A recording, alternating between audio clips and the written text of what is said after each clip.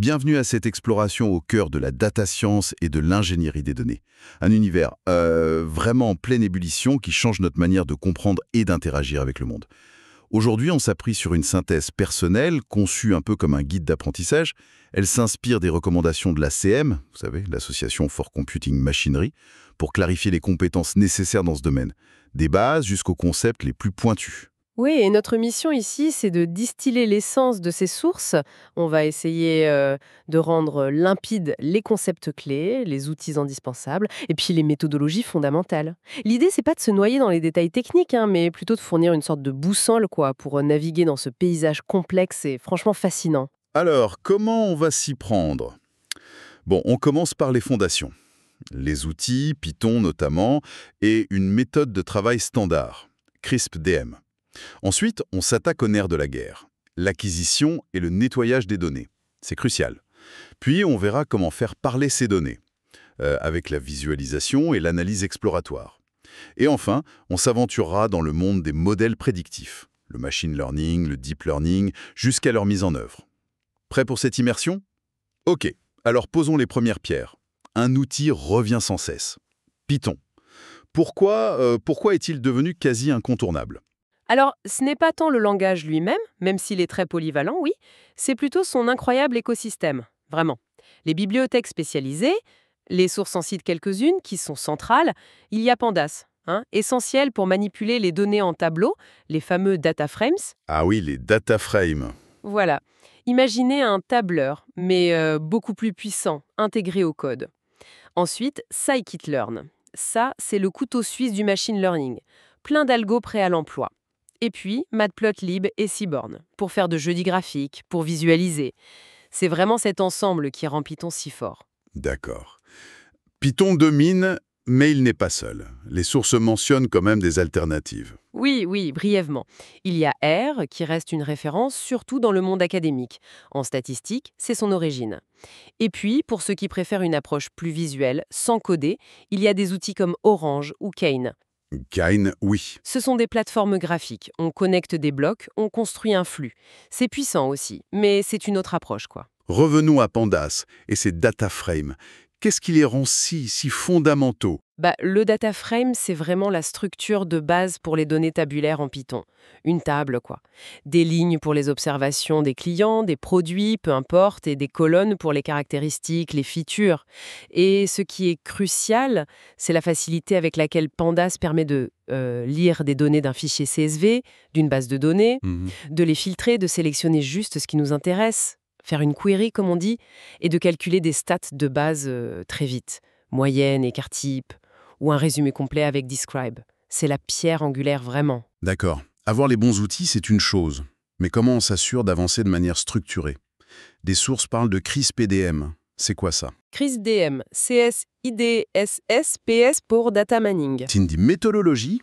Une sorte de feuille de route standard pour les projets de data science. Mhm. Ce qui est intéressant, c'est qu'elle n'est pas juste linéaire. C'est cyclique. Il y a 6 phases principales. 6 phases. Oui. Ça commence par la compréhension métier. Ah. Quel problème on veut résoudre, les objectifs. Ensuite, compréhension des données. Collecte, exploration, qualité initiale. Puis vient la phase souvent la plus longue, la plus pénible, on peut dire, la préparation des données. Les sources insistent là-dessus, ça peut prendre jusqu'à 80% du temps. 80%. Ah oui, quand même. Et oui, c'est là qu'on nettoie, transforme, combine. C'est le data munging. Après seulement, on passe à la modélisation, choix et entraînement des algos. Puis l'évaluation. Est-ce que le modèle est performant? Est-ce qu'il répond aux problèmes? Et enfin, le déploiement, pour le rendre utilisable. Mais souvent, l'évaluation nous ramène en arrière, d'où le cycle. Cette phase de préparation, ça semble absolument critique. Parlons des données elles-mêmes. Comment on les obtient? Comment on s'assure de leur qualité? Il y a une distinction entre données primaires et secondaires, c'est ça? Mieux adapté. Les données secondaires, elles, ont été collectées par d'autres pour autre chose. Pensez aux données ouvertes, aux articles, elles sont plus faciles d'accès, c'est vrai, mais la fiabilité, la pertinence, c'est parfois moins évident. D'accord. Et la source est clé, j'imagine. Absolument. L'exemple donné, c'est l'Istat en Italie, l'Institut statistique, une source fiable. La provenance est essentielle. On est souvent submergé par la quantité de données. Comment on gère ça efficacement? Une technique essentielle, c'est l'échantillonnage, le sampling. Plutôt que de brasser des volumes énormes de données brutes qui peuvent être redondantes, bruitées, Oui. on sélectionne un sous-ensemble. Un échantillon. Mais il faut qu'il soit représentatif, bien sûr. Et c'est un peu contre-intuitif, mais un bon échantillon, ça peut non seulement accélérer les calculs, mais parfois même améliorer la qualité du modèle final, en réduisant le bruit. Intéressant. Il y a plusieurs méthodes. Aléatoire simple, stratifié pour garder les proportions des groupes, etc. L'idée, c'est de travailler plus intelligemment, quoi. Pas forcément avec plus de données. Un type de données qui pose souvent problème aux machines, c'est le texte. Comment on fait pour que l'ordinateur comprenne le langage? Ah, le NLP, Natural Language Processing. C'est tout un défi. Fondamentalement, il faut transformer les mots en chiffres, en vecteurs numériques que les algos peuvent traiter. Une approche classique, même si elle a ses limites, c'est le TF-IDF, Term Frequency Inverse Document Frequency. TF-IDF, oui. L'idée, c'est de donner plus de poids à un mot s'il apparaît souvent dans un document, mais rarement dans tous les documents. Ça aide à identifier les mots importants d'un texte en filtrant les mots très communs comme le, la, un, les stop words. Mais bon, ces approches basées sur le comptage de mots, elles ignorent le sens, le contexte. C'est une étape, mais on est loin d'une vraie compréhension. D'accord. Une fois qu'on a les données, numériques ou textuelles, vient cette fameuse étape du nettoyage. Pourquoi c'est si fondamental? On entend souvent garbage in, garbage out. Exactement, c'est la base. Des données de mauvaise qualité, ça mène forcément à des conclusions fausses ou à des modèles inutilisables, voire dangereux. Donc le nettoyage, c'est crucial. Les sources pointent quelques défis majeurs. La gestion des valeurs manquantes. Qu'est-ce qu'on fait quand il manque une info? On supprime, on remplace par une estimation, c'est pas simple. Non, j'imagine. Un autre défi, c'est la résolution d'entités, Entity Resolution. Imaginez plusieurs enregistrements pour le même client, parce que son nom est écrit différemment ou qu'il a plusieurs emails. Il faut identifier et fusionner ces doublons cachés. Il faut aussi gérer les valeurs aberrantes, les outliers, ces points qui semblent très différents. Erreurs ou cas exceptionnels importants. Comment on les détecte? Souvent avec des outils comme le boxplot. Il se base sur l'écart interquartile, l'IQR, pour visualiser la dispersion et repérer ce qui sort vraiment du lot. Toutes ces étapes sont essentielles pour avoir une base fiable. D'accord. Une fois les données prêtes, comment on commence à les explorer? La visualisation, ça a l'air de jouer un rôle clé. Ah oui, absolument. Visualiser les données, c'est souvent le moyen le plus rapide, le plus intuitif pour voir des structures, des tendances, des anomalies. Et surtout pour communiquer ses découvertes. Un bon graphique, ça vaut 1000 mots, c'est bien connu. C'est vrai. L'histoire le montre bien. Prenez Florence Nightingale, son fameux diagramme en rose pendant la guerre de Crimée. Ce n'était pas juste esthétique. Il a montré de façon percutante que la plupart des soldats mouraient de maladies liées à l'hygiène, pas des combats. Ah oui, c'est puissant comme message. Exactement. Ça a eu un impact politique énorme pour réformer les hôpitaux. C'est ça, le pouvoir d'une visualisation bien pensée. Fascinant. Et il y a des principes pour créer des visualisations efficaces? Un principe clé qui est évoqué, c'est le ratio encre-donnée, le Data Ink Ratio, une idée de Tufte. Et Edward Tufte, oui. C'est simple, maximiser la part de l'encre ou des pixels qui représentent l'info réelle et minimiser tout ce qui est décoratif, superflu. Chaque élément graphique doit avoir une raison d'être. Et pour choisir le bon graphique, il faut se demander ce qu'on veut montrer. Une comparaison, le graphique à barres, souvent le meilleur choix. Ok. Une proportion, le camembert avec modération ou l'anneau. La distribution d'une variable, histogramme, boxplot, c'est essentiel.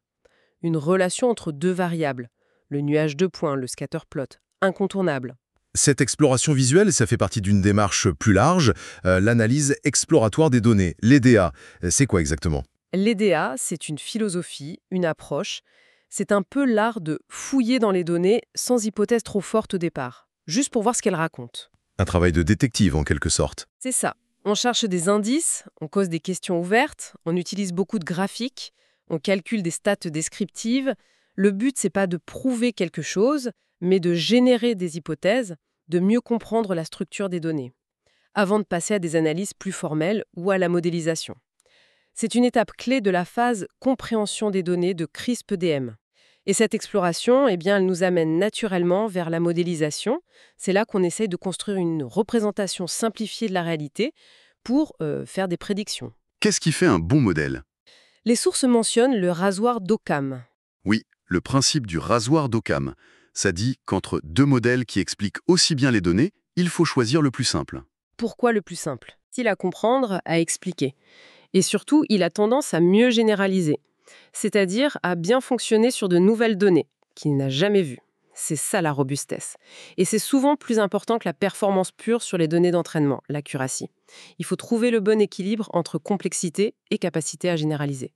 Et comment on mesure si un modèle est bon, justement? Quelles sont les métriques importantes? Alors, ça dépend du type de tâche.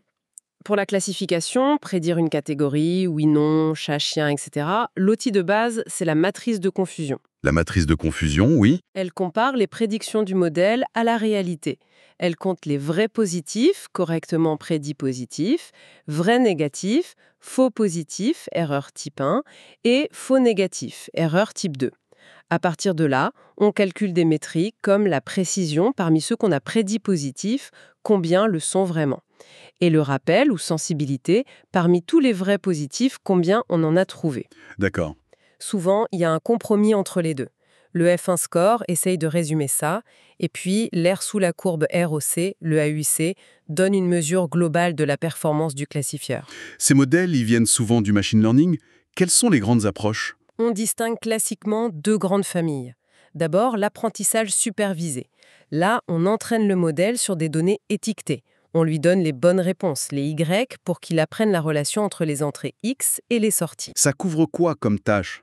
Ça couvre la classification, prédire une catégorie, et la régression, prédire un nombre. Un exemple simple, c'est l'algorithme des cas plus proches voisins, KNN. L'autre grande famille, c'est l'apprentissage non supervisé. Là, pas d'étiquette. Le but, c'est de découvrir des structures cachées dans les données.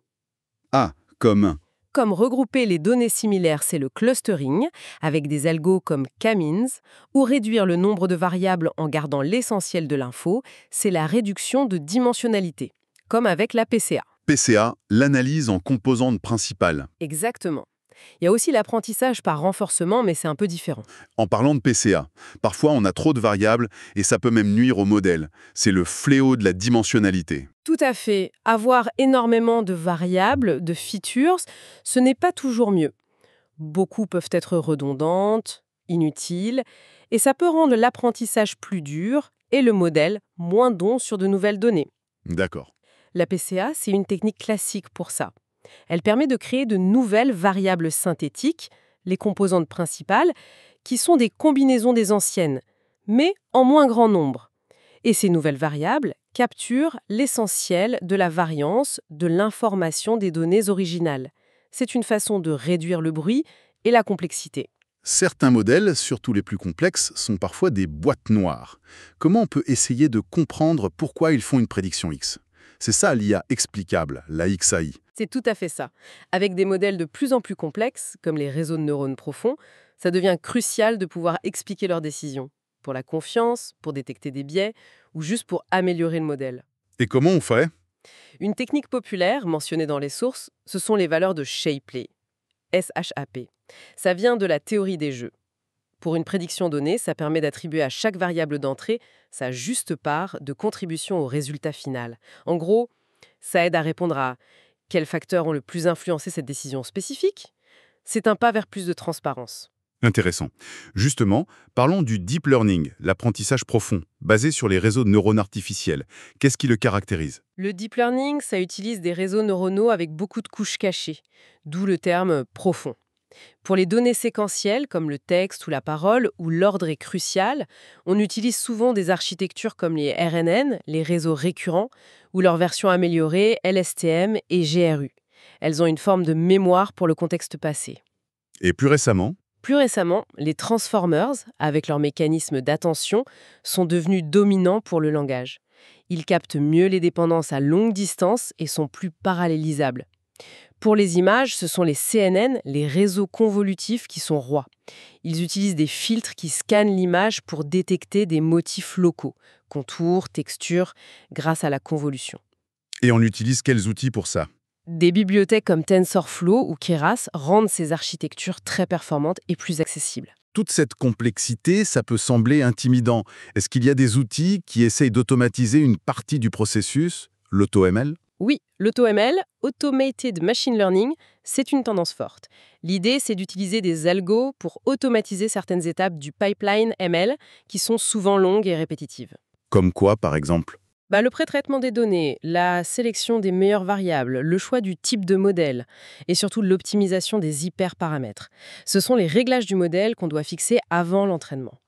Des outils comme Typeout, ils essaient d'explorer automatiquement plein de combinaisons pour trouver le meilleur pipeline possible pour un problème donné. Ça ne remplace pas l'expert, mais ça peut accélérer le processus et parfois trouver des solutions inattendues. Et bien sûr, un modèle, même excellent, il ne sert à rien s'il reste sur l'ordinateur du data scientist. L'étape finale, c'est le déploiement, sa mise en production pour qu'il soit utilisé et qu'il apporte la valeur. Et pour les gros volumes de données? Pour gérer les gros volumes, le big data, des outils de traitement distribués comme Apache Spark deviennent souvent indispensables pour assurer la performance et le passage à l'échelle. Quel parcours! On est parti des fondations avec Python, CRISP-DM. On a vu l'importance capitale de la préparation des données, exploré la puissance de la visualisation de l'EDA. On a plongé dans le machine learning supervisé, non supervisé, et on a même effleuré les capacités du deep learning, de l'AutoML, jusqu'au déploiement. Ouf! Oui, c'est dense. Si on devait retenir une chose de cette synthèse, c'est peut-être cette synergie indispensable. Il faut une méthode structurée, comme CRISP-DM, une obsession pour la qualité des données. Il faut aussi la créativité de la visualisation pour explorer et communiquer. Et une compréhension des outils de modélisation, des plus simples aux plus sophistiqués, pour choisir le bon outil pour le bon problème. C'est vraiment cet ensemble qui fait la force. Et cette exploration, ça soulève une question intéressante pour la suite, non? Tout à fait. Avec l'automatisation qui progresse via l'AutoML, qui prend en charge de plus en plus d'aspects techniques, quelle sera la compétence clé pour les experts en données demain? Est-ce que ce sera toujours la maîtrise technique hyper pointue des derniers algos? Ou bien est-ce que cette compétence va devenir une commodité? Laissons la place à autre chose. Exactement, laissant peut-être la place à des compétences plus humaines, la capacité à poser les bonnes questions métiers, à interpréter de manière critique les résultats, même ceux des boîtes noires, à comprendre les limites, les implications éthiques de ces outils si puissants. C'est sans doute là que se jouera la valeur ajoutée à l'avenir. Une belle piste de réflexion en tout cas. Merci d'avoir participé à cette analyse approfondie des principes de la science et de l'ingénierie des données. Et à bientôt pour une nouvelle exploration.